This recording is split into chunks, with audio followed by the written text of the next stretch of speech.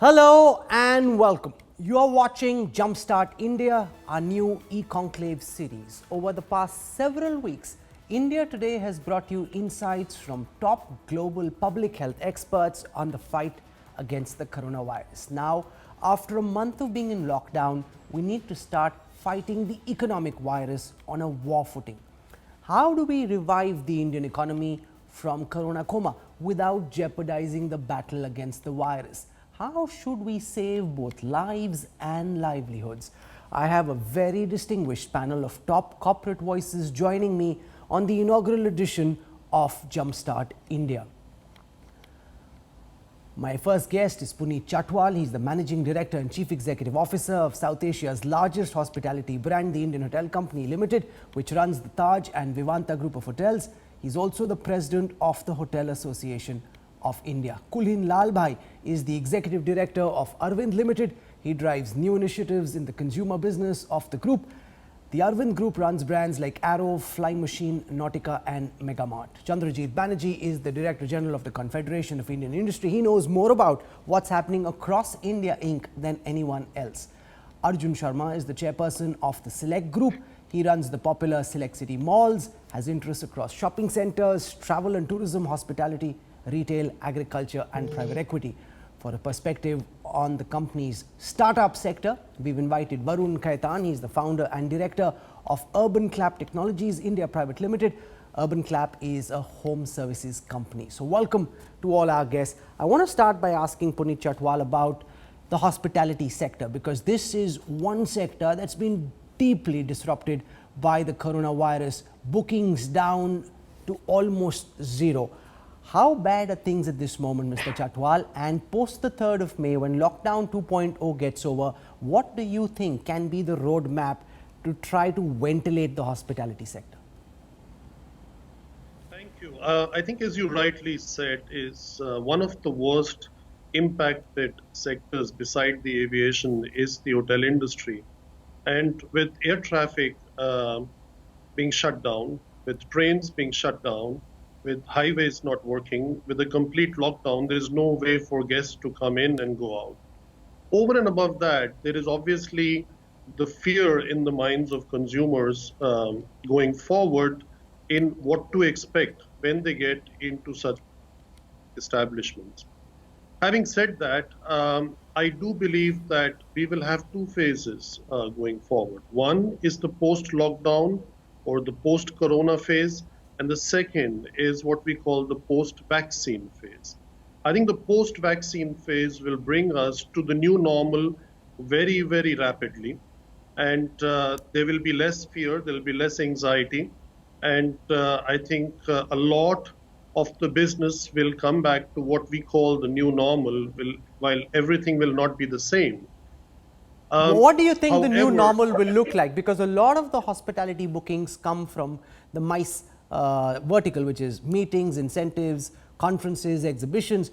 A lot of people, as they've stayed home this month, may have come to the conclusion we actually don't need to travel. We don't even know if it's safe to travel. There's definitely no need to go to a big gathering in a hotel.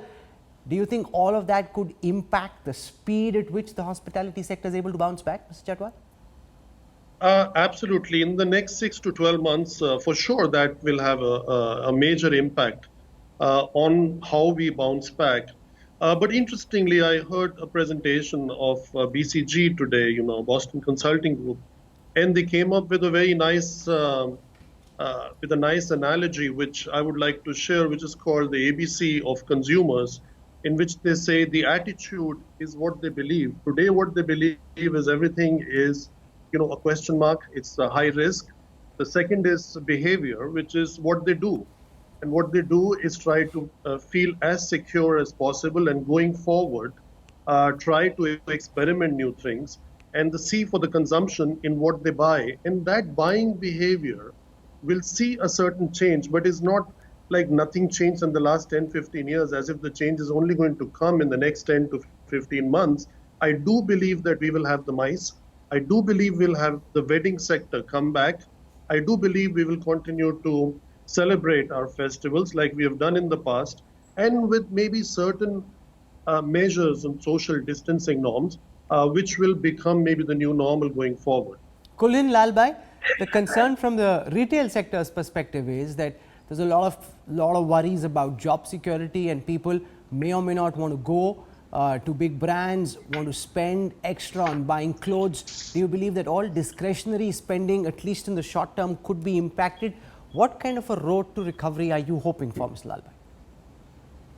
Yes, I think if you split retail into essential and non-essential, I think essential retail has been on throughout the crisis, the food, grocery, but the non-essential retail, as you rightly put it, these are discretionary spends. And as soon as the graded lockdown also opens up, people would not be swarming back to the stores to buy a product. If you look at the only case study we have in the world, which is China, 2 months after their lockdown, they're still looking at a business which is 30 to 40% less than pre-COVID levels. So I think one very clear thing is that this is not going to be a very quick bounce back. I think definitely it will take 4 to 6 months to come back to a certain level of business. And even that business would not be right up to pre-COVID levels, because it will take time for disposable income to come back. I think what is going to be very critical, like the way we are currently thinking about safe manufacturing, safe consumption, and safe shopping, will need to be something that the industry and the government will have to work very strongly on. Because only when consumers feel things are safe will they come back to stores and purchase. And I think every type of retail can be made safe.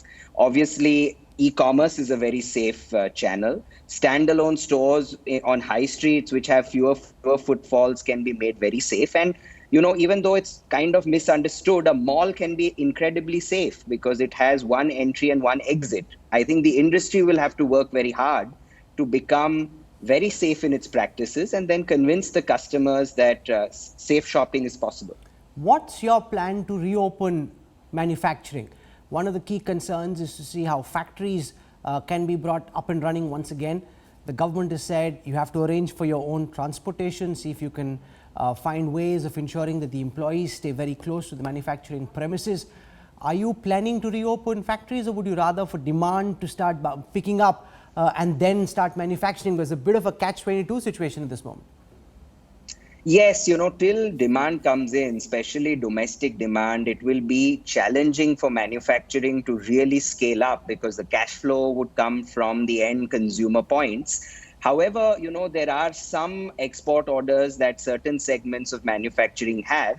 And, we have worked very hard on safe manufacturing as well. And that would entail opening factories with less than 50% workforce, dividing the workforce into Group A, Group B, and preventing any overlap. The transport that you managed, regular fumigation of all the premise, masks. There's a lot of hard work that has gone in. And I think government and industry have worked hard to put together an SOP. And we will have to challenge ourselves to kind of scale up. And hopefully, as the domestic demand comes in and scales up post-May, it will become more viable for manufacturing to really scale up.